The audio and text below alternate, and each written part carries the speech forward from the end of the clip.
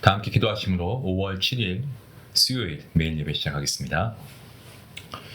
거룩하신 하나님 감사합니다. 오늘도 주님의 말씀 앞에 우리가 나아갑니다. 주님 우리를 긍휼히 여겨주시고 오늘도 우리가 하루하루 살아가는 가운데 알게 모르게 지은 죄 허물 주님께서 다 아시오니 주님 우리의 죄를 자복하고 회개하며 나아가올 때 주님께서 주님의 보혈로 정하게 하시고 이 시간 거룩하신 하나님 앞에 거룩한 주의 백성으로 예배케 허락하여 주시옵소서.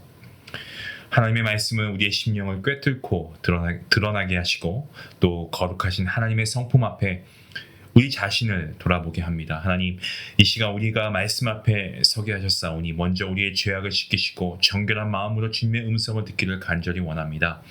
하나님 말씀을 통하여서 나 자신을 바로 보게 하시고 정말 예수 그리스도 안에서 다시금 우리가 새로워지는 놀라운 역사가 있기를 간절히 원합니다. 더 나아가서 우리가 이 말씀이 우리가 오늘 하루 살아가는 데에 또 우리가 오늘 하루를 마무리하는 데에 귀한 진리의 은혜의 말씀이 되어서 오늘 우리가 하나님이 원하시는 삶으로 주님께 영광 올려드리는 삶을 살아갈 수 있도록 하나님 함께하여 주시옵소서.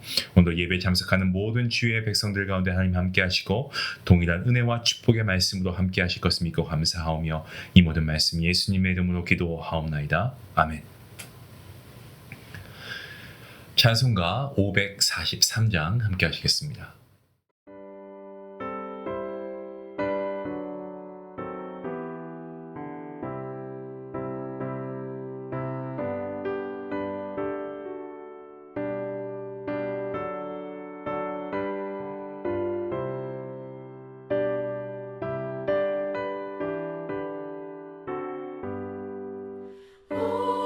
어려운 일 당할 때 나의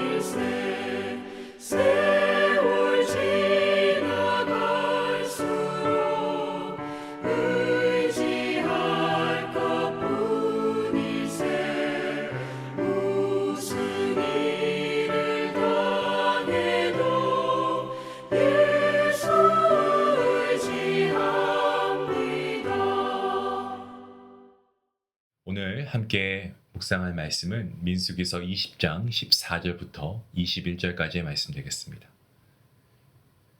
함께 말씀을 읽도록 하겠습니다.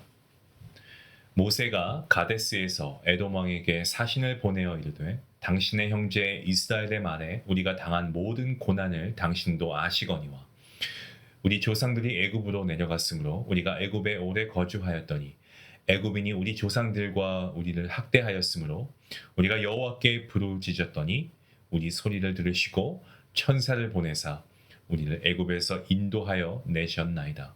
이제 우리가 당신의 변방 모퉁이 한 성읍 가데스에 있사오니 청하건대 우리에게 당신의 땅을 지나가게 하소서.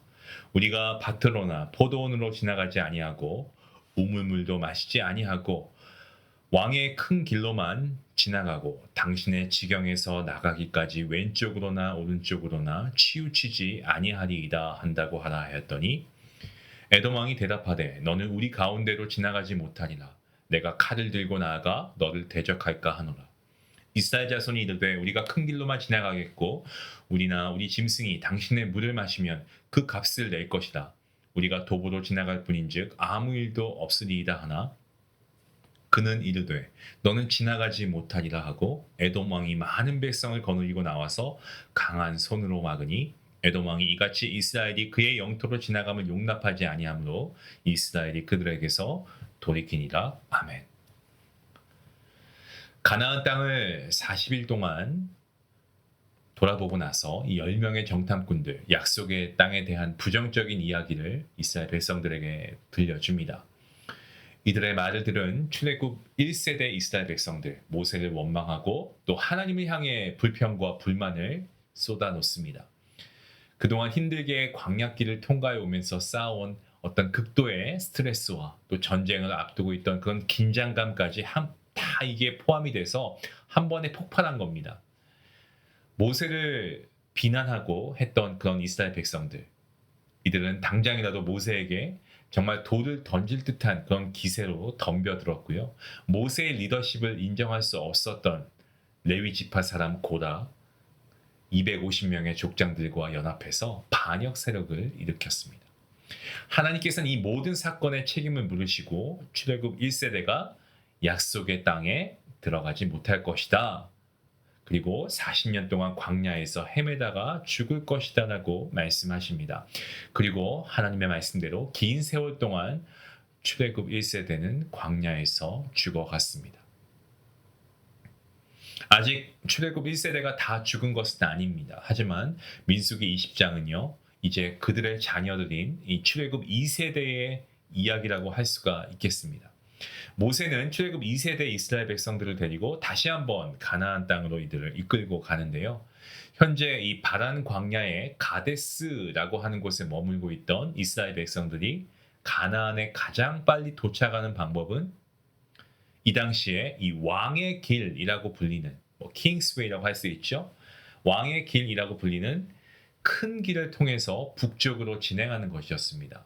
오늘날 비유해서 말하면 이 왕의 길을 오늘날의 표현으로 하자고 하면은 잘 닦여 있는 하이웨이라고 생각하면 될 것 같습니다.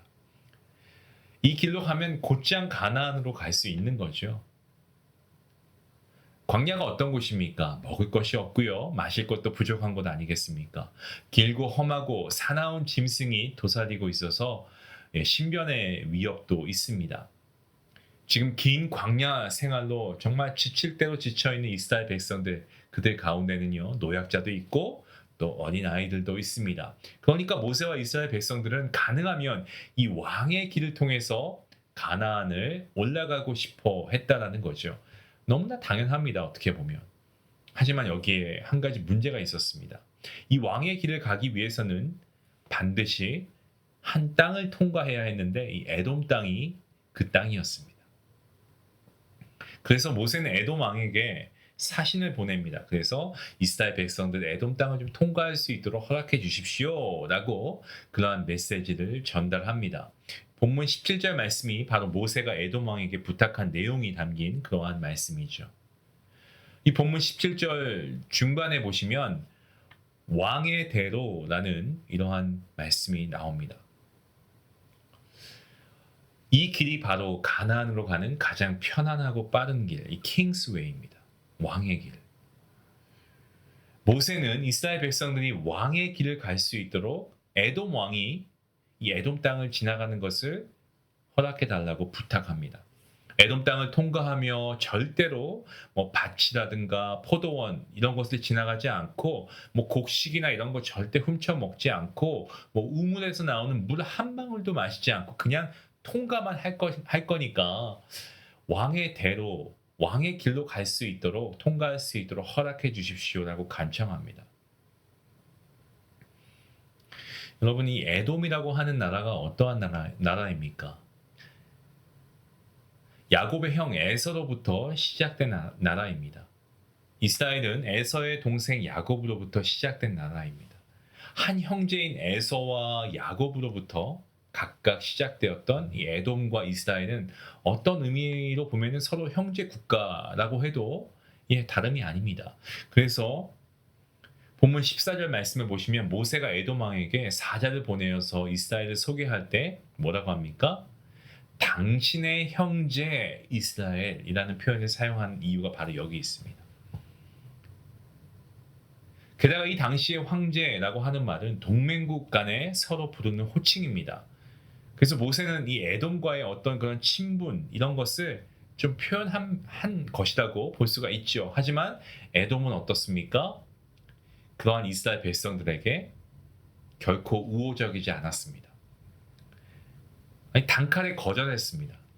18절 말씀을 보시면 에돔 왕은 이스라엘 백성들이 왕의 길에 밭을 들여 놓으려고 하면 뭐라고 합니까? 칼을 들고 나가서 대적할 것이다라고 엄포보다는 협박이라고 해야 될까요? 이러한 협박의 말을 하고 있습니다. 모세가 너무 난감했죠. 이대로 왕의 길을 걷지 않으면 이스라엘 백성들이 광야길에서 겪게 될 어려움 이건 너무 불보듯 뻔한 거였습니다. 그래서 모세는 포기하지 않고 한 번 더 재차 에돔 왕에게 왕의 길을 갈 수 있도록 허락해 달라고 간청합니다. 그리고 본문 19절에 보시면 모세는 에돔 왕이 걱정하는 일들을 절대로 일어나게 하지 않겠다라고 호언장담하죠. 약속합니다. 그러니까 아까는 말로만 안 된다고 하던 에돔 왕이 직접 칼과 창으로 무장된 군사들을 거느리고 국경 앞에 딱 버티고 서서 이스라엘 백성들의 이 왕의 길, 이 왕의 대로 이것을 가는 것을 막아버립니다. 아주 이 완고한 의지를 보여주고 있는 에돔 왕입니다. 에돔과 이스라엘 사이에 아주 묘한 긴장감이 흐르고 있습니다. 이대로 이 두 나라 간에 어떤 전쟁이 발생하게 되면 형제 국가 중 하나는 반드시 멸망하고 사라질 것입니다. 에돔은 이스라엘이 자기의 영토를 지나가다가 마음이 변하면 나라 전체가 큰 화를 당할 것을 두려워합니다. 반대로 이스라엘 백성들 입장에서 보면은요, 이 길 하나 사용하지 못하는 에돔 사람들 너무나 밉고 그리고 짜증나고 화가 났습니다. 왕의 길을 통과하지 않으면 너무나 큰 광야의 고난이 그들 앞에 펼쳐져 있기 때문에 그렇습니다. 그러니 욱하는 마음에 전쟁이 발생할 수도 있는 거죠. 물론 에돔 왕이 많은 군대를 무장시켜 놓고 전열을 가다듬고 있지만 수적으로 보면 이스라엘 백성이 에돔보다 월등히 우세한 것도 무시할 수 없습니다. 양쪽이 싸운다면 누가 이길지 알 수 없는 상황이라는 말씀이죠. 하지만 성경의 기록들을 종합해 보면 수적으로 우세한 이스라엘 백성이 전쟁에서 우위에 있었던 것으로 보여집니다. 에돔 사람들, 이스라엘 백성들을 두려워하고 있습니다. 이스라엘 백성들 어떻게 했습니까? 싸웠나요? 아닙니다. 본문 21절 말씀을 보시면 모세와 이스라엘 백성은 에돔과 싸우지 않고요. 그 땅을 우회해서 광야길로 돌아갑니다. 왜 모세와 이스라엘 백성들이 이러한 선택을 했을까요? 어차피 숫자도 유리하고 에돔과 싸워 승리한 후에 왕의 길로 가는 것이 훨씬 더 여러 가지 면에서 유익함이 많았음에도 불구하고 에돔과 싸우지 않고 우회해서 고생길을 택한 이유가 무엇이냐 말입니다. 오늘 본문에 그 이유가 기록되어 있지는 않습니다. 하지만 신명기서를 보면 그 이유가 아주 명쾌하게 나와 있습니다. 먼저 하나님께서는요, 에서의 후예들에게 주신 기업을 건들지 말라고 하나님이 말씀하셨습니다. 또한 에돔 사람은 결국 이스라엘의 형제이기 때문에 미워하지 말 것을 또한 말씀하셨죠. 모세와 이스라엘 백성들이 편안한 왕의 길을 놔두고 험한 고통과 어려움과 힘듦이 있는 이 광야길로 우회한 이유는, 그 이유는 바로 하나님의 뜻이었기 때문입니다. 모세는 하나님의 말씀 앞에 자신의 계획을 접습니다. 그리고 하나님의 뜻에 따라서 이스라엘 백성들과 함께 광야길로 다시 들어갑니다. 오늘 본문에 등장하는 모세와 이스라엘 백성들 모습이 여러분, 저와 여러분의 모습과 너무 닮아 있지 않습니까? 우리의 삶이 계획한 대로만 된다면 얼마나 좋겠습니까? 예, 저도 그러한 생각이 들 때가 있습니다. 하지만 우리의 현실 다릅니다. 계획은 실패하고 우리가 가졌던 기대 처참하게 무너지고 깨지고, 내가 믿었고 신뢰했던 사람들이 나를 배신합니다. 믿는 도끼에 발등 지키고 한때는 원대했던 인생의 꿈, 어느 순간 산산조각 날 때도 있습니다. 그것이 인생의 진짜 모습 아니겠습니까? 출애굽한 1세대는 약속의 땅에 들어가려고 하는 계획이 수포로 돌아갔습니다. 모세의 경우 왕의 길을 가려고 했는데 그 계획이 실패한 거죠. 예, 맞습니다. 분명합니다. 우리의 삶이 좀처럼 내가 맘먹은 대로 되지 않을 때, 우리의 계획대로 되지 않을 때 여러분 얼마나 많습니까? 저도 포함해서 말이죠. 하지만 바로 그 순간 우리의 삶이 여러분 철저하게 하나님의 인도하심을 따라가야 합니다. 비록 오늘 말씀처럼 우회하는 길, 돌아가는 길이라고 해도요, 하나님의 뜻이라고 한다면 우리가 따라가야 하는 것이 맞습니다. 그게 옳습니다. 그게 우리에게 결국에는 유익입니다. 비록 험하고 위험하고 피곤하고 남들이 잘 가지 않는 그러한 길이라고 해도 하나님께서 가라고 말씀하시면 순종하고 따라가야 됩니다.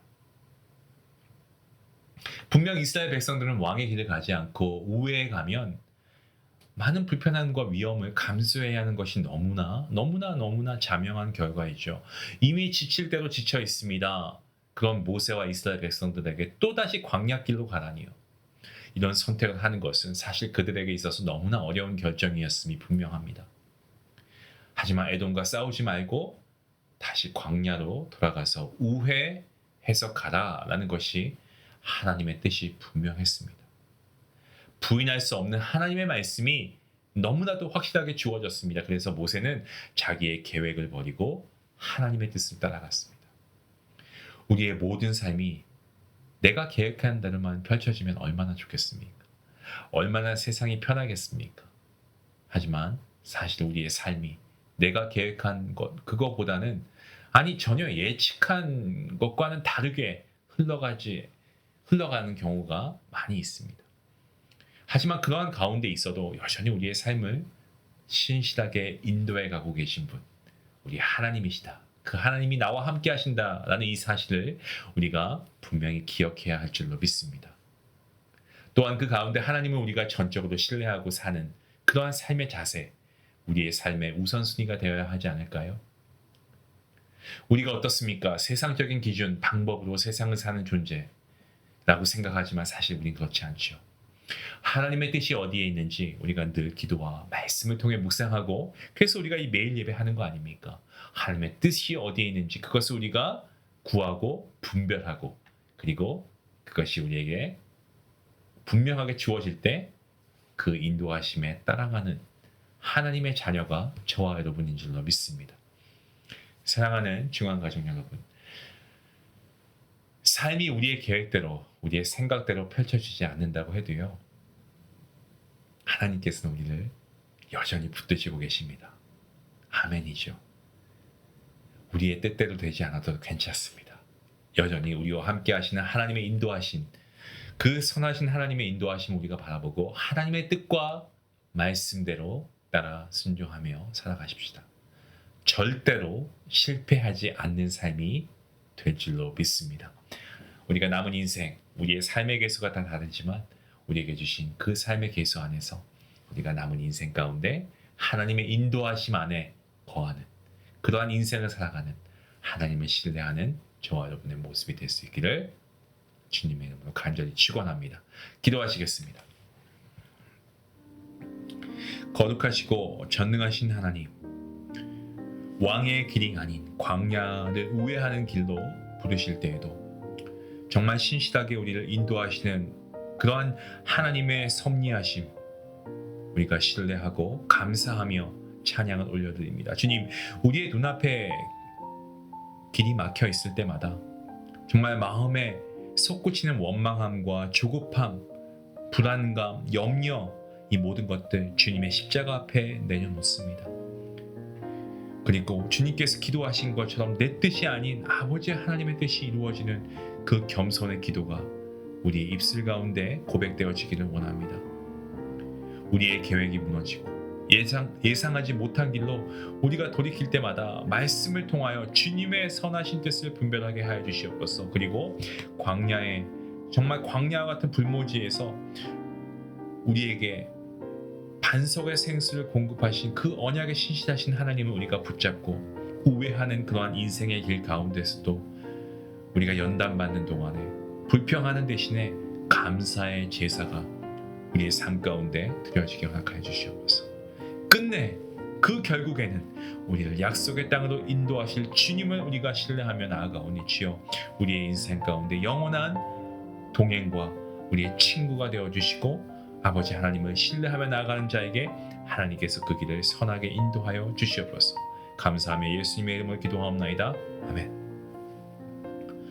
오늘 말씀을 생각하시면서 우리가 이렇게 한번 적용해보면 어떨까요? 우리의 계획이 어그러질 때마다 주님의 길을 신뢰합니다 라고 우리가 믿음으로 한번 선포할까요? 그리고 주님의 뜻은 무엇입니까? 우리가 주님의 뜻을 구하면 좋겠습니다. 이러한 기도가 여러분과 저의 삶에 들어질 수 있기를 간절히 원합니다. 우리 같이 함께 기도하고 하나님께 나아가겠습니다.